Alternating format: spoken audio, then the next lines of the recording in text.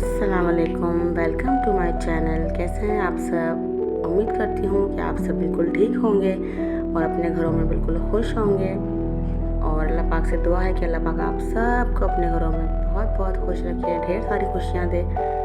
तो जी आज मैं अपना कबर्ड अरेंज करने लगी थी। इनके पापा जो हैं आयत के, वो ऑफिस चले गए थे और उसके बाद आयत थोड़ी देर में ही सो जाती हैं। आयत सो रही थी तो मैंने सोचा जल्दी जल्दी से जो कपड़े मेरी हेल्पर आई थी उसने वॉश कर लिए थे, सोचा जल्दी से वो सारे कपड़े मैं तय करके और अपनी जगह पे अरेंज कर देती हूँ जब तक आयत सो रही हैं। जैसे ही आयत उठेंगी तो फिर इन्होंने मुझे कोई काम करने देना नहीं है और जो कपड़े तय हुए होंगे वो भी आयत सब नीचे फेंक देंगे एक एक करके। तो चलें जी जल्दी से कपड़े सारे तय कर लेते हैं। मैंने सोचा सब कपड़े जगह पर रख देती हूँ।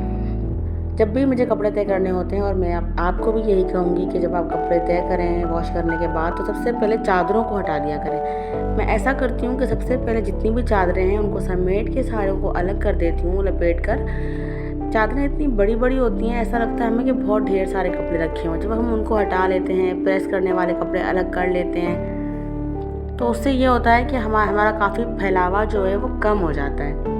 तो मैंने सबसे पहले जितनी भी चादरें थी वो सब मैं तय करूँगी, हटा दूँगी। उसके बाद मैं अपने हस्बैंड के जितने भी कपड़े प्रेस वाले होते हैं वो सारे हटा के एक तरफ बांध के रखती हूँ। फिर उनको बैठ के सबको एक साथ प्रेस कर लेती हूँ। जब सारे कपड़े प्रेस हुए होते हैं तो ऐसा होता है कि मुझे परेशानी नहीं होती। जब उनके पापा को ऑफिस जाना होता है, आयत के पापा को, तो मैं आराम से प्रेस हुए कपड़े होते हैं निकालती हूँ और उनको दे देती हूँ। क्योंकि लाइट का कराची में बहुत ज़्यादा इशू है, इतनी ज़्यादा लाइट के मसले मसाइल हैं, तो फिर एंड टाइम पे काफ़ी मसला सा हो जाता है। इसलिए मैं जो है सारे कपड़े पहले से तय कर देती हूँ। जब मेरी शादी नहीं हुई थी तो मेरी जो सिस्टर है वही कपड़े वॉश करती थी और वही कपड़ों को अरेंज करके सेट करके कबर्ड में, अलमारी में पहुँचाती थी। लेकिन अब जो मेरी शादी हो गई है तो अब मुझे ये काम खुद ही करना है। तो वॉश तो मेरी हेल्पर करती हैं, लेकिन सारे कपड़े जगह पर तय करके लपेट के मैं खुद रखती हूँ। और देखें आयत ने हिलना जुलना स्टार्ट कर दिया, पर ये शुक्र है कि मेरे सारे कपड़े तकरीबन तय हो चुके हैं। ये देखें जी मैंने सब समेट दिए हैं और अब आयत उठी है बिल्कुल सही टाइम पे। आयत की आँख खुली है।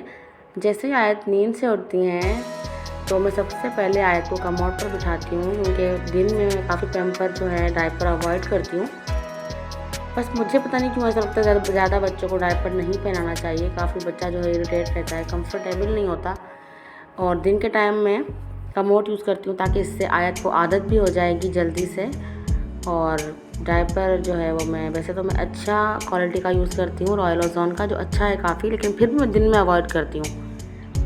कहीं जाती हूँ तो और रात के टाइम आयत को पहना दिया करती हूँ। देखिए मैंने सारे कपड़े तय करके जगह पर पहुँचा दिए हैं। कितने अच्छे से मैंने पूरी अलमारी अपनी अरेंज कर दी है। आयत का बैंड अलमारी खोल दी तो मैंने सोचा कि आपको ये भी दिखा देती हूँ। ये आयत का बैंड था और जो मैंने चैनल से परचेज़ किया था वहाँ काफ़ी अच्छी क्वालिटी की चीज़ें होती हैं और मैं कोशिश करती हूँ आयत के लिए कुछ लेना तो वहीं से लेती हूँ। और जब आयत की इस बैंड पर नज़र पड़ जाती है, एक तो ये बैंगल का बॉक्स आयत का और ये बैंड, आयत नहीं छोड़ती है इनको। फिर ये देखिए मेरी डॉल कितनी क्यूट लग रही है, कितनी प्यारी सी लग रही है। अल्लाह पाक मेरी बच्ची के नसीब बहुत अच्छे करे, सबकी बच्चियों के नसीब अच्छे करे और मेरी बेटी के भी नसीब अच्छे हों। तो जी मैंने सोचा कि जितने भी कपड़े मैंने हस्बैंड के अलग किए थे उनको मैं जल्दी जल्दी से सारे प्रेस कर लेती हूँ। और लेकिन आयत जो है वो मुझे प्रेस कपड़े करने नहीं दे रही थी। ये देखिए मेरे आयरन की लाइट गिर गई है नीचे और आयत बार बार करीब आ रही थी आयरन के, तो मुझे काफ़ी डर सा लग रहा था कि आयत को जो है वो जल वल ना जाए, क्योंकि इनके पापा भी घर पे नहीं थे आयत के। तो मुझे काफ़ी डर लग रहा था कि ऐसा ना हो कि मैं कपड़ों की सेटिंग वेटिंग में लगूं और यहाँ इनका हाथ वाथ जल जाए। तो बस मैंने अभी फ़िलहाल एक ही सूट प्रेस किया और फिर मैंने समेट दिया था और फिर मैं आ गई थी अपनी अम्मी के घर पे। और यहाँ सारी बच्चा पार्टी जमा हुई थी। बच्चों ने बड़ा ही घर में उधम मचाया हुआ था और जो है बच्चे खेल रहे थे आपस में, काफ़ी इंजॉय कर रहे थे। ये देखें जी मीसम, फरजीन, सिद्रापी और जो ये रेड सूट में बैठी हुई हैं ये भी हमारी जो है ऊपर हमारे यहाँ रेंट पे जो रहते हैं उनकी जो है वो बेटी है। काफ़ी क्यूट है, ये भी इनका नाम अनाबिया है। और जो है फिर हमारे घर के सामने ही बिल्कुल हमारे नेबर रहते हैं और वो बहुत अच्छे हमारे उनसे फैमिली टर्म्स हैं, बिल्कुल घर की तरह हैं। तो उनकी जो है ना बेटी की प्रेजेंटेशन थी हार्ट के बारे में, उन्हें लिखना था। तो उन्होंने मुझे कहा कि आप मेरी हेल्प करें, मुझे ये लिख कर दें, आप अच्छा लिखती हैं। तो अपनी तारीफ़ सुन के काफ़ी खुश हो जाती हूँ। तो आप लोग बताएं कि वाकई मैं अच्छा लिख रही हूँ। वैसे अब काफ़ी हैंड राइटिंग मेरी हो ख़राब गई है, पहले और भी अच्छी होती थी, तो खैर अभी भी अच्छी है। वैसे आप बताइएगा कि अच्छी है कि नहीं है। तो जी इनकी मैंने सोचा कि हेल्प करूँ, ये मैंने उनकी प्रेजेंटेशन बनाने में उनकी हेल्प की और काफ़ी कुछ उन्होंने खुद करके रखा हुआ था, बस थोड़ा सा मुझसे लिखवाया था और पिक्चर वगैरह पे उन्होंने ड्रॉ की है, उस पर वो कलर वगैरह बाद में करेंगी। फाइनल लुक तो इसका बाद में आएगा, लेकिन उन्होंने मुझे कहा आप लिख दो, तो मैंने कहा ठीक है जी लिख देते हैं। तो जल्दी जल्दी से मैंने जो है उनकी हेल्प की थी और जो है उनको लिख के दे दिया था। और जब मैं ये लिख रही थी तो आयत ने फिर रोना गाना मचा दिया था। तो बस मैंने जल्दी जल्दी से प्रेजेंटेशन को कंप्लीट किया, क्योंकि फिर आयत रो रही थी, तो जब वो रोने लगती है तो किसी काम में मेरा दिल नहीं लगता। बस यही होता है कि जल्दी से मैं आयत को उठा लूँ। और जो है भाभी जो है वो हमारी कढ़ी बनाने की तैयारी कर रही थी। थोड़ी सी रेसिपी कढ़ी की आपके साथ शेयर करेंगे और जो है बाकी डिटेल में जो कभी मैं घर पे अपने बनाऊंगी तो आपके साथ उसकी रेसिपी शेयर करूँ। तो जी इनकी प्रेजेंटेशन जो है वो तकरीबन रेडी हो चुकी है। उन्होंने बोला जी यहाँ पर मेरा नाम भी लिखते हैं, और अब मैं यहाँ पर प्रेजेंटेशन की हेडिंग जो है वो डालने लगी थी और यहाँ पर आयत रोने लगी थी। तो बस मैंने जल्दी जल्दी से प्रेजेंटेशन लिखा और मैंने इतना अच्छा मुझे नहीं लग रहा था लिखा हुआ ये, क्योंकि आयत रो रही थी तो फिर इस वजह से मेरा ध्यान काफ़ी बढ़ रहा था। बस जल्दी जल्दी से मैंने लिखा और फिर मैंने आयत को उठाया और फिर मैंने जो है किचन में आ गई थी कि देखिए भाई भाभी जो हैं वो कढ़ी बना रही थी। तो मैंने कहा चलते हैं देखते हैं जी कहाँ पहुँचा था कढ़ी का प्रोसेस। बस अब मैं एंड में द हर्ड की हेडिंग डाल के ओके कर दिया था मैंने। तो जी अगर आप चैनल पर न्यू हैं तो चैनल को सब्सक्राइब करें और हमारी वीडियोज़ अगर आपको अच्छी लगती हैं तो उन्हें लाइक करें, शेयर करें और कमेंट में अपनी राय दीजिए।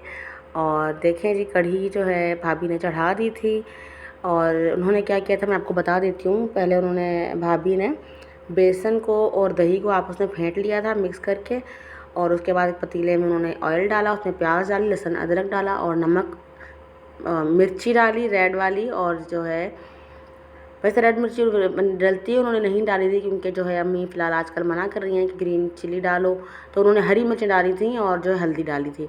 उसके बाद उन्होंने वो जो पक गया था बघार, तो उसमें फिर ऊपर से वो जो उन्होंने फेंट कर बेसन और दही को रखा हुआ था वो ऊपर से उसमें डाल दिया था।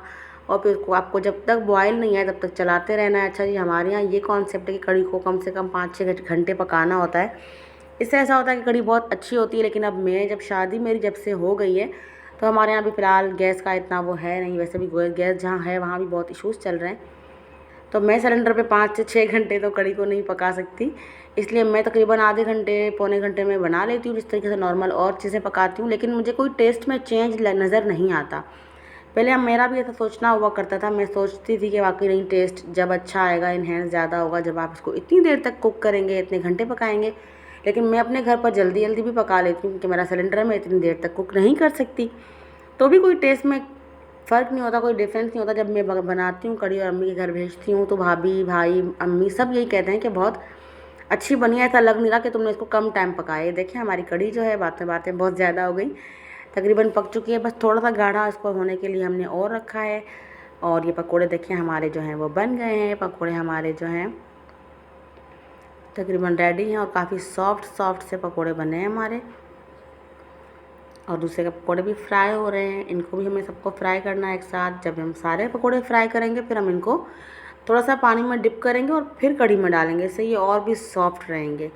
ठीक है जी, ये देखिए ये हमारा तरीका है कढ़ी बनाने। थोड़ा शॉर्ट करके आपको मैंने बस दिखा दिया है, ठीक है। और यहाँ पर अब आ गई है इसकी बघार की बारी। और हम जब कढ़ी बनाते हैं तो इसमें 7 बघार डालते हैं। एक हम पहले मेथी, उसके बाद जो है वो ये लौंगी मिर्चें जो होती हैं ये डालते हैं। और मेरी नानी जो है वो कहती थी कि जब आप लौंगी मिर्चें हैं वो हमेशा 3, 5 या 7 डाला करो, तो हम उसी ट्रिक को फॉलो करते हैं। और जो है देखें 7 मिर्चें भाभी ने भी डाली हैं।